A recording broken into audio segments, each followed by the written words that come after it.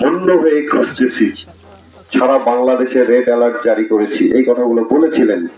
কিন্তু সেই দিনেই লাদেন হত্যার খুনি তাদের সামনে এসপি অফিস আর আমাদের কোর্ট কত দূর দূরত্ব, রাস্তার এপার আর ওপার, ওখানে ওরা ছিল এবং তারা কোর্টে স্যালেন্ডার করেন। আমরা যখন ওখান থেকে কোর্টে আসলাম, কোর্টে আসার পর জানতে পারলাম যে লাদেন হত্যার খুনি স্যালেন্ডার করেছেন। অথচ ওরা খুঁজতেছেন, খুঁজতে খুঁজতে হ্যালো খুঁজতে খুঁজতে মানে এতটাই খুঁজতেছেন যে তাদের পাশে অবস্থান করতেছে খুনিরা, তারা খুঁজে পাচ্ছেন না। যাই হোক, এটা একটা বিষয়। তারপরে রিমান্ডের আবেদন করলেন, যেখানে আবেদন করার কথা ছিল দুইজনের, দুইজন ধৃত হয়েছেন দুইজনের, কিন্তু তারা একজনের রিমান্ড আবেদন করেছিলেন। যাই হোক, সেদিন আমি ওখানে ছিলাম। রিমান্ড কেন চাচ্ছেন তার প্রশ্নের সঠিক জবাব তদন্তকারী কর্মকর্তা দিতে পারে নাই। আমাকে আইনি ব্যাখ্যা সহ যুক্তি দাঁড় করানো লাগলো, তারপর রিমান্ড মঞ্জুর করলেন।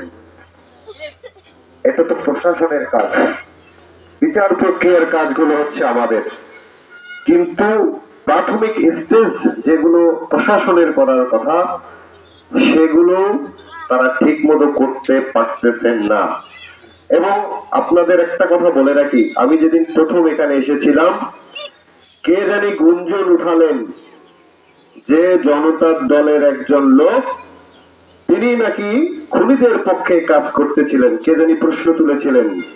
সেদিন আমি বলেছিলাম যে লাদেন হত্যার বিচারের জন্য স্যার যেভাবে কাজ করছেন, যেখানে যেখানে কথা বলার সব জায়গায় কথা বলছেন, এই ভ্রান্ত ধারণা আপনারা রাখবেন না, বলেছিলাম না?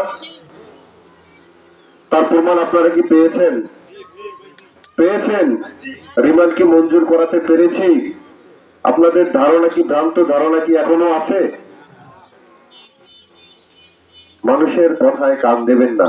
আমি এতটুকু শুধু আমি বলতে চাচ্ছি যে জনতার দলের চেয়ারম্যান, ছাত্র হচ্ছে সারা বাংলাদেশের, তার দল তো সারা বাংলাদেশের, তিনি ওখানে নাও আসতে পারতেন, এখানে নাও আসতে পারতেন এবং তদারকি গুলো নাও করতে পারতেন। সারা দেশে তার নেতা কর্মীর অভাব নেই।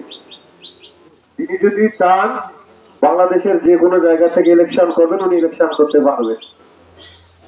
কিন্তু তার কথা হলো আমি ইলেকশনে জিতি বা না জিতি এটা আমার রাজনীতি না, আমার এলাকার লোকজনের যেন ভালো হয় সেই কাজটাই হলো আমার রাজনীতির মূল উদ্দেশ্য। বুঝতে পারছেন? আমি সেদিন খুব কষ্ট পেয়েছিলাম, খুব কষ্ট পেয়েছিলাম যে এমন একজন মানুষের নামে এখানে মিথ্যা রটাই ছিল। আমি খুব কষ্ট পেয়েছিলাম সেই দিন। এবং লাদেন হত্যার বিচারের জন্য বাকি যে পদক্ষেপ গুলো আছে, ইনশাল্লাহ কথায় নয়, আমার কাজে, জনতার দলের কাজে আপনারা প্রমাণ পাবেন।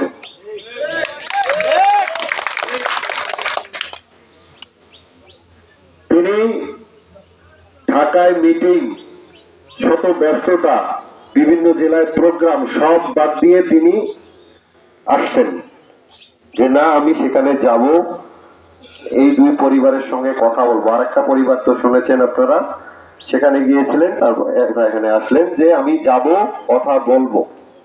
তিনি ঢাকায় থাকতে পারেন নাই, তিনি চলে আসছেন। এইরকম একজন মানুষকে নিয়েও মিথ্যাচার করেন, আমরা সত্যি কপাল পড়া। উত্তর অঞ্চলের উন্নতি কেন হয় না জানেন? আমরা সঠিক মানুষকে চিনতে পারি না, বুঝতেও পারি না। তো আমি অনেক কথা বলে ফেললাম, চেয়ারম্যান স্যার ওয়েট করতেছেন। আমি যদি বেঁচে থাকি, চেয়ারম্যান স্যার যদি বেঁচে থাকে, আপনাদের আবারও কথা দিলাম, লাদেন হত্যার বিচার হবে, হবে, হবে। সবাইকে অসংখ্য ধন্যবাদ। অনেক কষ্ট করে এসেছেন মা বোনেরা।